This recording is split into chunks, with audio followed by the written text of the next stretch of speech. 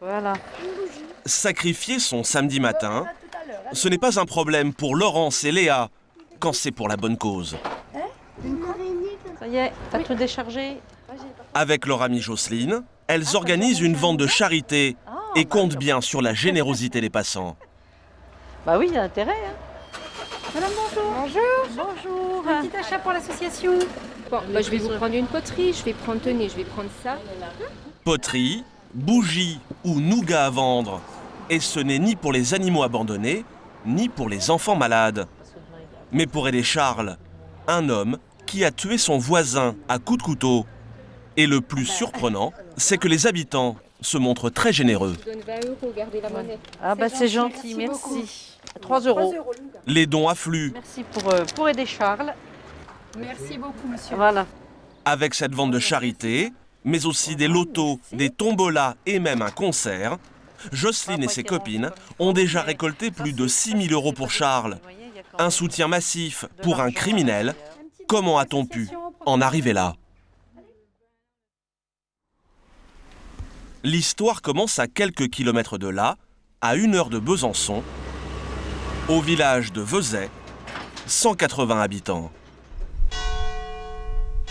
Depuis 4 ans, les Badet vivent dans le souvenir de leur fils Frédéric.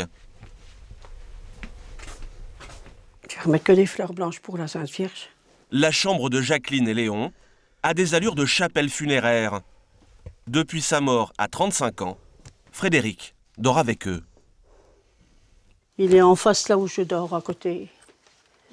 Quand je me lève, quand je me couche, je le vois. Quand je me lève, je le vois. Frédéric, c'est le 5e d'une fratrie de 8 enfants. Liliane, Frédéric. Un garçon un peu simple. Ah oui, il était gentil, Frédéric. Frédéric était attardé mental. C'est pas un peu retardé, parce que par le fait, il était plutôt gamin, quoi. Il était beaucoup gamin. Il avait 35 ans, il avait à peu près le truc de... Le raisonnement d'un gars de 15 ans. 16 ans.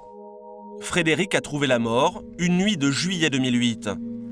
Après un joyeux week-end chez leur fille, Jacqueline et Léon sont de retour au village. Ils s'attendent à retrouver leur fils qui vit toujours à la maison. Mais une fois chez eux, derrière cette porte, il y a le corps de Frédéric. On l'a retrouvé là. Après avoir reçu 3 coups de couteau, On l'a retrouvé là. On est rentré. Frédéric est revenu mourir chez lui. Et on lui a demandé qu'est-ce que tu fais? Oui, Qu'est-ce j'ai que demandé, qu'est-ce que tu fais là? Puis qu'est-ce que t'as? Je dis ça va pas. Non. J'ai touché la figure avec ma main, puis j'ai vu qu'il était mort, quoi. Oui. Et c'est là que j'ai écrit à ma femme. J'ai dit, ils nous l'ont tué. Puis là, Ils ont tué le Frédéric. Pour les parents Badet, pas de doute, c'est le village qui a tué leur fils. Car au fil des ans, Frédéric était devenu la bête noire de Vezet. Ici, 4 ans après les faits, la mort de Frédéric Badet reste toujours un dossier sensible. Oh non, moi je ne laisse pas tranquille. Hein. Comment? C'est pas mon problème. Un drame à huis clos sur lequel les habitants n'aiment pas s'étendre. Ça ne me regarde pas, je ne dis rien du tout. Ah. Je ne saurais rien du tout de moi. Allez filmer ailleurs que ça, puis ça y est tout. À Vezet, personne n'a pleuré la disparition du fils Badet. Il faut dire que depuis ses 15 ans, Frédéric multipliait les mauvais coups dans le village et suscitait bien des rancœurs. À Vezet, dès qu'un larcin était commis, les villageois en étaient convaincus. C'était signé Frédéric Badet. Comme chez Daniel, le routier. Le jeune homme aurait frappé en un éclair un jour de lessive. On avait fait sécher le linge et puis voilà quoi. Quand on est repointé, c'est vrai, on s'est repointé le soir, bah, il manquait un t-shirt, il manquait une serviette je crois. Ouais, et puis c'est tout. Ah oui, vous avez volé. Oui, voilà, c'est du vol, ni plus ni moins. Une serviette et un t-shirt que Frédéric Badet portait sur le dos quand Daniel l'a recroisé. Il était là, de l'autre côté de la barrière quoi. Il aimait bien narguer. Il aimait bien narguer. Comme il disait, pas vu, pas pris. Bon, bah, oui. Voilà quoi. De petits chapardages à répétition qui empoisonnaient la vie des habitants. À quelques rues de chez Daniel, cet agriculteur aurait également reçu quelques visites du fils Badet, qui ne serait jamais reparti les mains vides. Oh, mais il a volé du gasoil, il a volé un vélo, il a volé des seaux, il a volé... Car Frédéric dérobait un peu de tout, et surtout n'importe quoi. Les râteaux de jardin, les brouettes, Puis le spécialiste, c'est des vélos. Hein. Ah oui. On allait dans le village à côté, à Pierre, venait en vélo. Thibault, lui aussi, s'est fait dérober son vélo, ou presque. Et l'homme n'en revient toujours pas. Mais je vais vous le montrer, ça fait tout bizarre quand même. Ah oui. Je vais le sortir. Car Thibault, lui, ne s'est fait voler qu'un bout de sa bicyclette toute neuve. Voilà le vélo. Un beau jour, les 2 roues ont disparu. C'est un vélo neuf que j'avais acheté. Voilà, il m'a piqué les roues. Il n'a pas piqué ce qui coûte le plus cher. Mais bon, pour racheter des roues, voilà, ça coûte trop cher. Et c'est redevenu piéton que Thibault a dû supporter les sarcasmes habituels de Frédéric Badet. Hein, il pouvait passer sur son vélo, puis au bout du 15e tour, dire « Pas vu, pas pris ».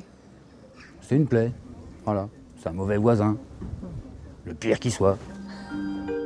Rarement pris sur le fait, mais coupable aux yeux de tout le village, qui ne supportait plus son idiot. Pendant 20 ans, les plaintes des habitants s'accumulent par dizaines, non sans raison. À 5 reprises, le jeune homme est condamné à de petites amendes. Pour des vols, des dégradations et même un enlèvement d'animal non domestique, il avait ramassé des hérissons. Frédéric Badet fera même 6 mois de prison pour menace de mort réitérée. Alors quand il est retrouvé poignardé, un lâche soulagement s'empare de Vezet, la paix revient, le village respire à nouveau. Là, on est seulement heureux. Il n'y a plus de conneries de fête, plus rien. C'est le paradis. Ah oui? On dira que ça comme ça. J'ai dit ouf. Comme je souriais, ils m'ont retenu un peu à la gendarmerie. Enfin, ils m'ont demandé à la gendarmerie, est-ce qu'il avait des ennemis? Je dis, bah, tout le village. Il avait que des ennemis au village. Qui est-ce qui pourrait l'avoir tué? Bah, n'importe qui. À Vezet, les gendarmes se retrouvent alors avec 180 suspects et pendant 8 jours, l'enquête patine. Quand au cours d'une simple audition rongée par la culpabilité, un homme craque, c'est un père de famille de 35 ans, Charles Beau, qui a poignardé le fils Badet. Depuis sa sortie de prison, il a déménagé à quelques kilomètres de Vezet et tente de reprendre une vie normale avec sa femme Estelle et leur fille de 6 ans, Charlotte. De 0 à 9. Mais les Beaux ont perdu leur insouciance. Impossible d'effacer un tel souvenir. On essaye de vivre normalement, quoi. Mais on y pensera toute notre vie, quoi. On ne peut pas oublier, pardon. On ne pourra jamais oublier. La vie de la famille Beau a basculé la nuit du 14 juillet 2008. Il est 2 h du matin et à Vezet, tout le monde dort. Quand Charles est tiré de son sommeil, quelqu'un rôde non loin de chez lui. J'ai été réveillé, quoi, puis par un bruit, et puis j'ai voulu savoir ce qui se passait, quoi. On est un peu sûr de soi, quoi, on va voir. Charles Beau s'arme d'un couteau de cuisine et sort jeter un œil. Dans le cabanon du voisin, absent, une lumière l'intrigue. Il traverse la rue et tombe nez à nez avec Frédéric Badet, la bête noire du village, est en plein cambriolage du cabanon où traînent quelques outils. Une bagarre éclate, Charles Beau le poignarde à 3 reprises. C'est passé tellement vite qu'on n'est plus soi-même. Hein. Vous êtes tremblant, vous avez des montées d'adrénaline, vous êtes... le cœur il bat à fond la caisse. Et puis vous réfléchissez pas, quoi, après. Frédéric Badet parvient à regagner la maison familiale. Il y décédera 30 minutes plus tard. Charles Beau rentre chez lui en état de choc. Ce n'est que le lendemain soir qu'il apprend la mort du fils Badet. Il se débarrasse alors du couteau de cuisine, de ses chaussures maculées de sang, puis attend. 8 jours plus tard, il avouera tout. Très vite, la nouvelle fait le tour du village qui va faire bloc derrière Charles Beau. Et c'est un procès hors norme qui va avoir lieu. Devant la cour d'assises de Haute-Saône, tout Vezet va défiler pour défendre l'honneur de Charles Beau et dénigrer sa victime. 2 ans après le procès, l'avocat de Charles Beau n'en revient toujours pas. Ça, c'était la pétition qui a été ratifiée, comité de soutien à Charles Beau. C'est un cas, là aussi, un cas particulier. C'est la seule affaire criminelle dans laquelle j'ai vu une pétition pour l'accusé. Car dès le drame connu, les signatures affluent. Près de 600 personnes vont prendre fait et cause pour l'accusé, qui peut compter sur le soutien quasi total des habitants de Vezet. Donc on doit être à plus de 80 signatures sur un village de 180 habitants. Ah oui. Donc vous avez la moitié du village qui a signé. C'est parlant. Et à la barre, c'est un portrait flatteur de Charles Beau que les 9 jurés vont entendre. Alors que Frédéric Badet, lui, est dépeint comme un délinquant notoire. Les rôles s'inversent et peu à peu, c'est l'accusé qui devient la victime de ce drame. Les témoins viennent à la barre venir dire des choses très négatives et très dures contre la victime. Et par ailleurs, vous en avez d'autres qui viennent surtout soutenir et décrire en bien l'accusé. Donc c'est vrai que c'est un renversement de situation qui est assez surprenant pour un avocat de la défense. Le jury sera touché par cette vague de sympathie. Charles Beau écopera d'1 an de prison ferme. Le procureur en avait réclamé 8. La justice est passée, mais à Vezet, la peine n'est pas revenue pour autant. La famille Beau est aujourd'hui ruinée. Elle a dû vendre sa maison et redevenir locataire. Car Charles Beau doit verser 80 000 € de dommages et intérêts à la famille Badet. Et là encore, ses nombreux soutiens ont répondu présent. Je suis de tout cœur avec lui et sa famille, c'est pourquoi j'envoie un chèque à votre association afin de le soutenir. De petites sommes, de 10, 20 €, parfois bien moins. Je suis une grand-mère qui ne peut pas vous donner beaucoup, je veux rester anonyme. Pas de chèque, pas le droit de mettre un petit billet, donc je pense que ces quelques timbres pourront être transmis ou échangés pour M. Charles Beau. Merci. 4 ans après la mort de Frédéric Badet, aux yeux de tout le monde, c'est toujours Charles Beau, la victime principale. Vous comprenez que ça puisse peut-être être choquant pour la famille, que vous passiez pour une victime aussi? Ah oui, bah, je comprends, oui, bien sûr. Hein. La victime, c'était quand même Frédéric. Après, moi, je dois payer. Je suis une victime autrement, quoi. Mais les gens, ils veulent aider Charles parce qu'ils se disent c'est un gars qui n'a jamais rien fait, qui n'a rien demandé, qui n'a pas de violence en lui, et que, bah voilà, il est arrivé l'accident qu'il fallait pas, quoi. Un statut de victime officiellement reconnu par la commune, qui a fait voter une subvention de 1 000 € pour aider la famille Beau à payer ses dettes.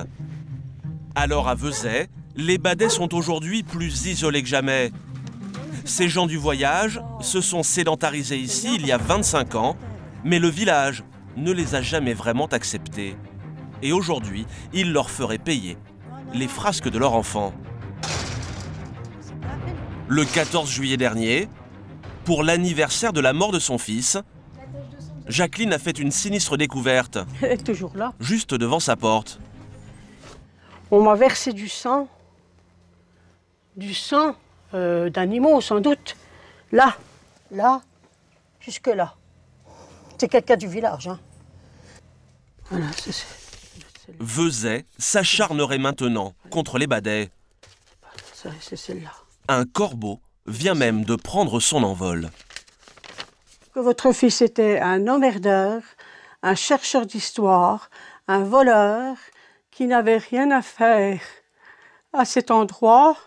Le pays est purgé de cette vermine dont vous n'êtes certainement pas responsable. Jacqueline et Léon, les 2 parias d'un village où flotte maintenant le fantôme de Frédéric. De nouvelles dégradations viennent de faire leur apparition sur les murs de Vezet.